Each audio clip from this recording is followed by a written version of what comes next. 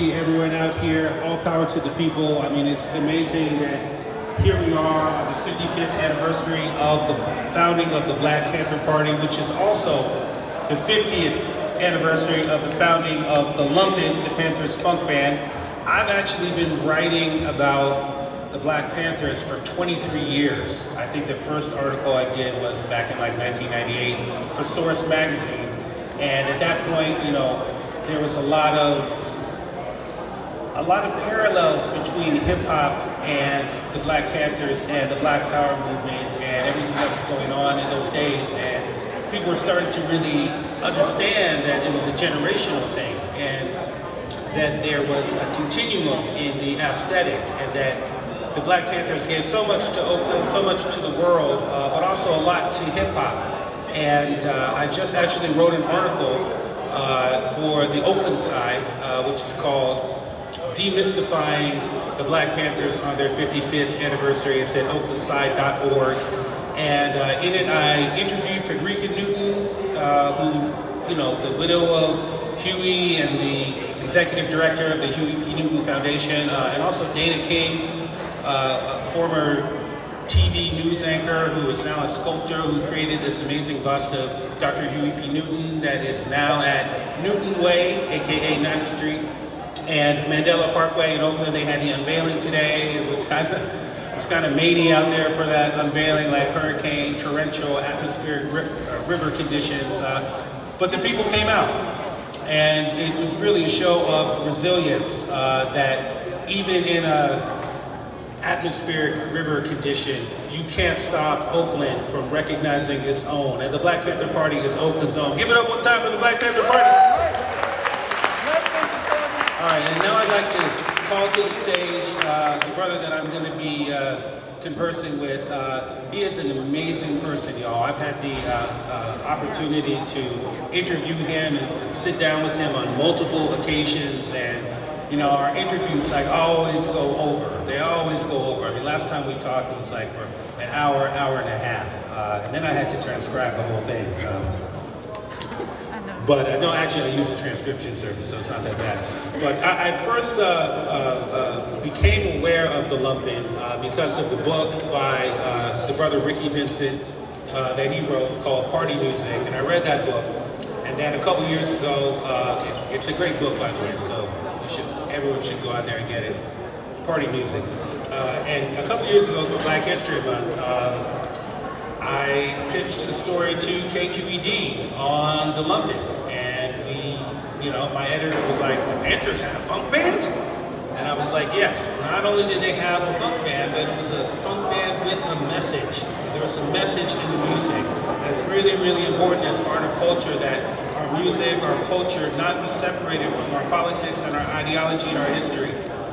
And so I want to bring to you, without further ado, Dr. Satoru Nag of the Lumpen. Give it up. All right.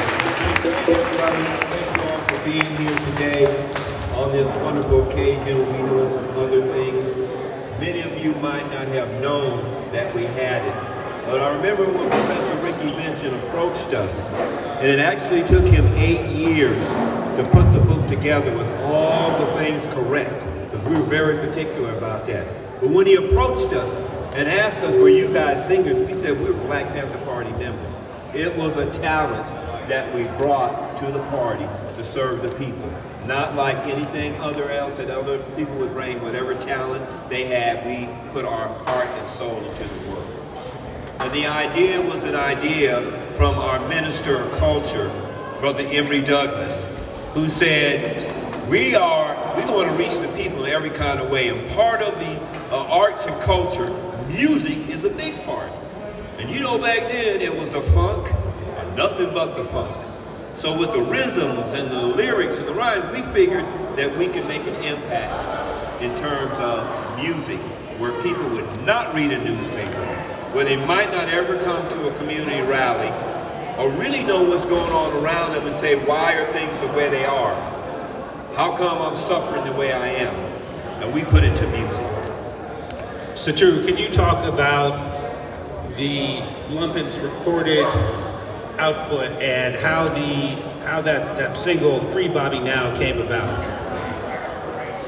That was amazing. To tell you the story, when Emory Douglas approached the Central Committee, and that's when David Hilliard was running the Black Panther Party and said, well, it was like a singing group, because people had this stereotype about what a revolutionary was supposed to be. Hard, you got a scar, you don't party, you don't dance, you don't smile, you're always about change and revolution, whatever that may be to your own edification. But what we did, we realized at that point in time that we finally were able to get the idea across. So every chance we got, which was very little, it wasn't like, oh, you guys can go rehearse now. Outside of all our other duties, including pulling security, or doing whatever we were doing in the party, many of us had many duties, 20-hour days. We would take an hour to rehearse. But what the catalyst was when Bobby Seale was kidnapped by the FBI and taken to New Haven along with Erica Huggins, charged with murder. And so that was the catalyst. We had 2 weeks to get this song out. It was called Bobby Must Be Set Free. So when the song came out, it sort of, people's attention, because it had the rhythm behind it, had the funk behind it, and they were like, my goodness, you know, what is this about? I better pay attention to see what's happening. You mean the chairman of the Black Panther Party's been taken and locked up?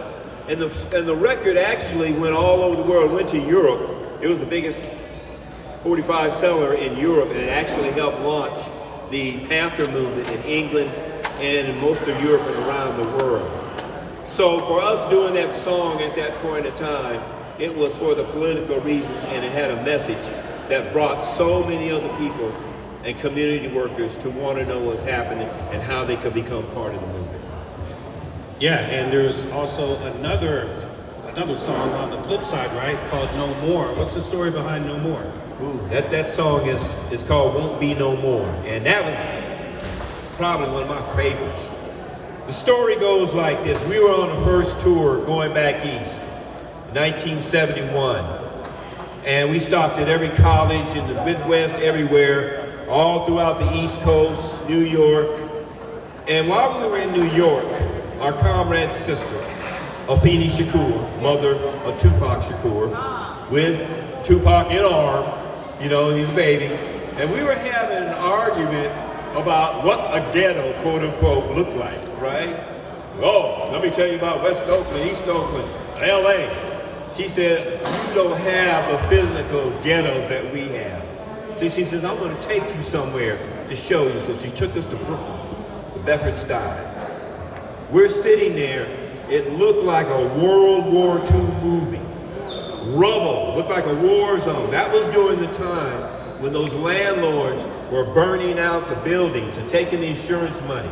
It was a great flight from the cities, and the people were suffering. So we're standing there watching kids jump across, this is their playground, our children, from ledge to ledge, and in the middle was rebar.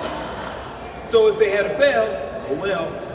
Then we turned to our right, we were looking at children, our children, playing in the rubble, throwing bricks at what we thought was a big cat at first, but it was one of those infamous New York rats. This was their playground. This is what it was, and I'm gonna tell you, 1971, you would have seen 3 grown Panthers cry. It was an amazing experience. So we wrote the song, Won't Be No More. Won't be no more poverty, won't be no more of our children playing in conditions, won't be no more hunger, won't be no more sorrow. So that was the story behind that. And yes, Afeni Shakur won that bet. That's a great story. And that's a great song too. And actually these songs are, yeah, give it up, give it up. These songs are actually on YouTube. So everyone, when you go home tonight, go up to YouTube and type in the Lumpen, No More or Free Bobby Now into the search bar and check out what Saturi was talking about. That is actually an amazing song because it sort of details like the whole Panther 10-point program in very realistic terms that people can understand. And that's one of the inspirations, I think, for politically and socially conscious hip hop. Sean was actually telling me that there's a lot of parallels between the Lumpen and X-Clan. The group that did Funkin' Lesson, and Brother Jay is the MC, the Grand Verbalizer, and they were part of a community organization focused on African American issues called Black Watch. And so a lot of, they were pretty much like rank and file members of Black Watch. They would get on stage, come off stage, and then have to go organize for the community.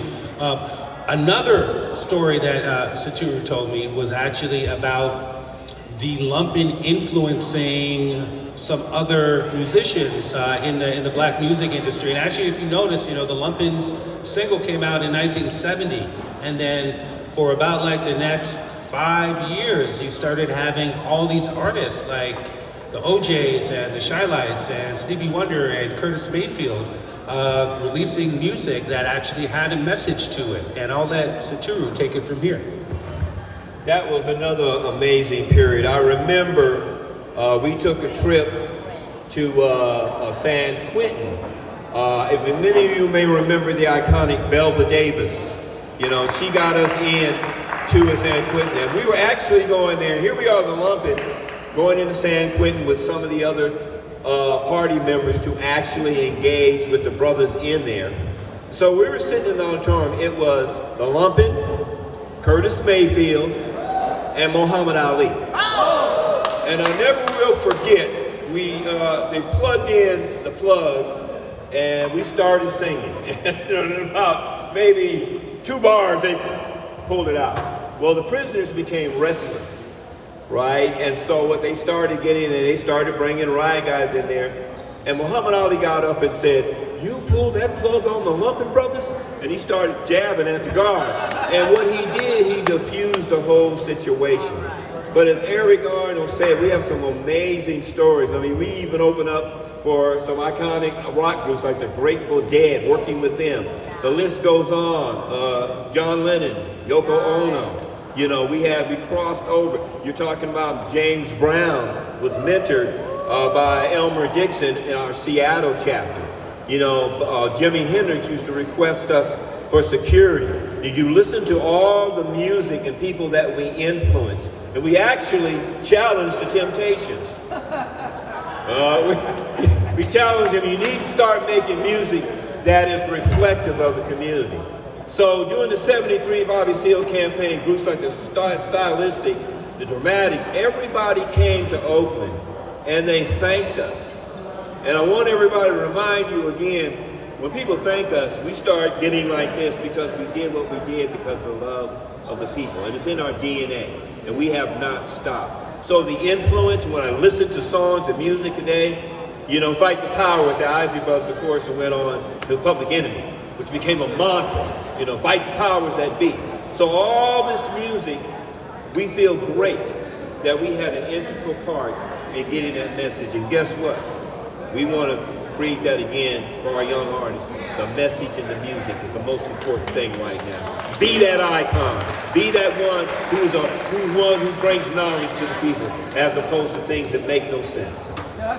Yeah, that's right. I mean, actually, give it up for that statement right there, okay? We need a little bit more consciousness in the music, and especially black musicians. If you're in the house today, think about what you're saying. I got to give it up to Kev Choice, because that brother is amazing. If you've ever listened to his music, it's very conscious, it's very on point. He's very much talking about what's going on and relevant issues. And of course, because the brother's from Oakland, the home of the Panthers. So, it really falls into line that it would be that. But Satoru mentioned Public Enemy, and of course Public Enemy has referenced the Panthers many times, but a lot of people may not know that the acronym for Public Enemy, PE, is also taken from a very important Panther program called Political Education. And so I just want to talk about the link and the connection between what the Panthers were doing and the hip hop of today. We have Bobby McCall in the house. Bobby's the father of Money B. from Digital Underground. And yeah, give it up for DU, RIP to Shock G, DU one time. And you know, I just want to note that there's a message in the music and there is a way to get that message across through the music. And when you see the multi-generational connection, then you really know what legacy and impact the Panthers really had. And Tupac, of course. Well, of course. Yeah. So Bobby's got the Tupac hat on, and earlier Sachuru talked about Afeni Shakur, who's Tupac's mom. So Tupac was basically born into the struggle. And you know, I highly encourage everyone to actually go and research Tupac. And there's videos of him at 18 and 21 speaking for the Malcolm X grassroots movement, and even getting on MTV and just straight dropping knowledge. And of course, he did a landmark interview with Davey D back in the day, who happens to be our DJ right here. Give it up for Davey D on the ones and twos, playing that Black Power mix. Just man, I really like what you did with that Gil Scott Heron tune. That was kind of dope there. All right, so Sachuru, any final thoughts before we move along in our program? No, I don't have any final thoughts. I just want to say again, thank you all for coming out today. And when people come up to us and they say, thank you for what you did, and I always tell them, we're not stopping. Our motto is 55 years and still going strong. All power to the people. 55 years and still going strong. And just one final note, so Sachuru is working with Anti-Police Terror Project to do a Kickstarter that is going to re-release that Lumpen single on 7-inch. So you heard it here, donate to that Kickstarter and just wait for that time when you can actually hold that 7-inch in your hand. And also this concept, so you'll know, we want to make this a yearly, we want to make this a yearly, we want to make this a yearly event. These awards are not just honoring the Lumpen, but also as we get into this event today, we'll be honoring people in the community. So we want to be able to do this every year. Oakland, the Bay Area is rich in heritage and those that are still in the struggle. The Muslim community all over the world, I was told, says that Oakland is the imperial home ground of social and revolutionary change. This is your legacy. This is your royal legacy. This is your children's royal legacy. Let's continue to embrace it, and you'll be hearing more about the work that we're doing with the network, which I'll be talking about a little bit later on. Thank you so much. All power. All right. Give it up one more time for Dr. Sachuru Net.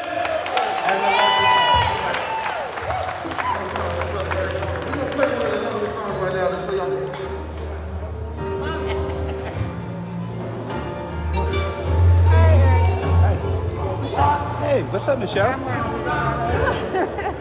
I was like, Yeah, I know.